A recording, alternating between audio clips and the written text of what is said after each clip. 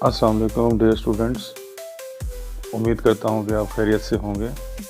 आपको अपने YouTube channel में खुशामदीद कहता हूँ। आज का हमारा टॉपिक 10वीं क्लास के हवाले से है कि 10वीं जमात में उर्दू के पेपर में अशार की तशरीह को किस तरह से हल करना। तो आज ये हमारा मौजू है। हम आज देखेंगे कि किस तरह से अशार की तशरीह की जाती है, क्योंकि इसमें बहुत से बच्चे हैं जो गलतियां करते हैं और अमूमन वो गलतियां जो हैं नंबर कटने का बाइस बनती हैं। तो आज हम डिस्कस करते हैं।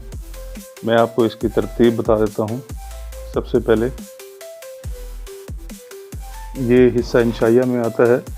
हमने इससे पहले हिस्सा मारूज़ी डिस्कस किया था, लेकिन ये हिस्सा इंशाइया में या हिस्सा दोम भी कह सकते हैं, उसमें ये सवाल नंबर 2 होता है और इसका जो हिस्सा अलिफ है वो है नज़्म के अशार की तशरीह, जो कि 6 नंबरों की आती है। 4 अशार दिए जाते हैं, उसमें से आपको 3 करने होते हैं। हर शेर की तशरीह के 2 नंबर होते हैं, 9th में भी और 10th में भी। इसी तरह से हम इसमें लिखेंगे नज़्म के अशार की तशरीह। उसके बाद नज़्म के अशार के जो नंबर हैं वो 6 होते हैं, गज़ल के अशार के जो नंबर हैं वो 4 होते हैं। तो ये कुल मिलाकर 10 नंबर बनते हैं। ये सवाल नंबर 2 होता है।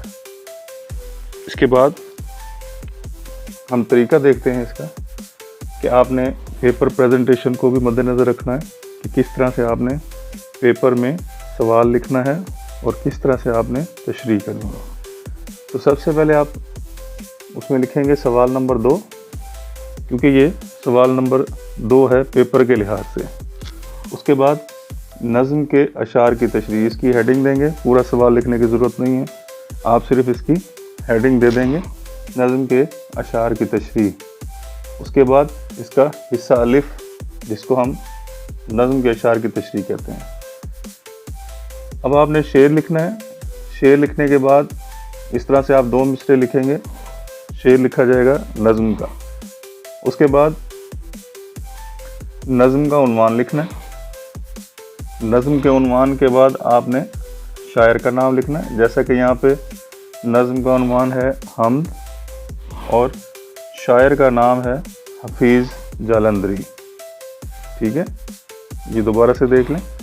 नज़्म का उन्वान है हमद और शायर का नाम है हफीज़ जालंधरी। इसी तरह से हम गज़ल के पास देखें तो गज़ल में जो होता है, गज़ल का कोई उन्वान नहीं होता। अक्सर बच्चे जो है वो मिसरे को गज़ल का उन्वान समझ कर लिख लेते हैं, जो कि वो गलती करते हैं।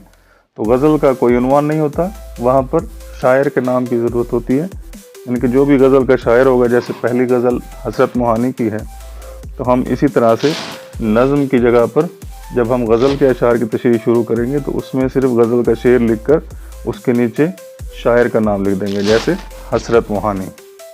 ठीक है, यहाँ तक क्लियर हो गया। चलेंगे आगे चलते हैं। उसके बाद आपने लिखना है मफ़हूम। मफ़हूम जो है वो शेर को समझने के लिए होता है, जिससे अंदाज़ा हो जाता है कि वो शेर आपको समझ आ चुका है। आपने वो शेर का मफ़हूम जो है मुख्तसर और जामे लिखना है और 2 लाइनों से ज़्यादा ना हो। ठीक है, बाज़ बच्चे 2 लाइनों की बजाय 4 लाइनों में मफ़हूम लिख देते हैं, जो कि गलत है और नंबर कटने का बायस बन सकता है। तो आपने मुख्तसर और जामे मफ़हूम लिखना है और 2 लाइनों से ज़्यादा ना हो। जैसे 2 मिसरे हैं, उनको आपने नसरी तरतीब में लिख देना है, वो उसका मफ़हूम हो जाएगा। ठीक है, यहाँ तक अगर आपको क्लियर हो चुका है तो आप कमेंट बॉक्स में मुझे बताएंगे। उसके बाद तशरीह। तशरीह का मतलब होता है शरह करना, उसको आसान करके लिखना और अपने लफ्ज़ों में लिखना। उसकी जो शुरुआत करेंगे, हम लिखेंगे ज़ेरे तशरीह या तशरीह तलब शेर में। ज़ेरे तशरीह शेर में या तशरीह तलब शेर में शायर बयान करते हैं कि, यहाँ पर बयान करते हैं कि, उससे आगे आपने उसकी तशरीह शुरू कर देनी है। अब यहाँ पर जो है बाज़ बच्चे इस शेर में बयान करता है सिंपल सा लिख देते हैं, تو وہ بھی ٹھیک ہے، لیکن زیادہ بہتر یہی ہے کہ آپ اس میں تشریح طلب شعر یا زیر تشریح شعر میں شاعر بیان کرتے ہیں کہ اس سے آگے آپ نے جو آپ کے شعر کی تشریح ہوگی اس کو لکھنا ہے۔ اب یہ سوال آتا ہے کہ جی شعر کی تشریح کتنی لکھنی ہے؟ شعر کی تشریح آپ لوگوں نے چاہے وہ غزل کی ہو یا نظم کی ہو، ہر شعر کی تشریح کم از کم آدھ صفحہ، زیادہ سے زیادہ 1 صفحہ، کم از کم آدھ صفحہ، زیادہ سے زیادہ 1 صفحہ کی تشریح کرنی ہے، اور اس کے اندر آپ نے ایک حوالہ جاتی شعر لکھنا ہے۔ حوالہ جاتی شعر وہ ہوتا ہے کہ جو اس میں جو بات ہو رہی ہے اس سے مناسبت رکھتا ہوا کوئی شعر آپ نے اس میں لکھنا ہے حوالے کے طور پہ، اس کو حوالہ شعر کہتے ہیں یا حوالہ جاتی شعر کہتے ہیں۔ بعض بچے شروع میں ہی لکھ دیتے ہیں نظم کے عنوان سے اوپر حوالہ شعر، وہ حوالہ شعر درست نہیں ہے، وہ بہت سی گائیڈوں میں بھی ہے، لیکن آپ نے حوالہ شعر جو ہے وہ شعر کے اندر تشریح میں لکھا جاتا ہے، اس کا آپ نے حوالہ دینا ہے، اس کو حوالہ شعر کہتے ہیں۔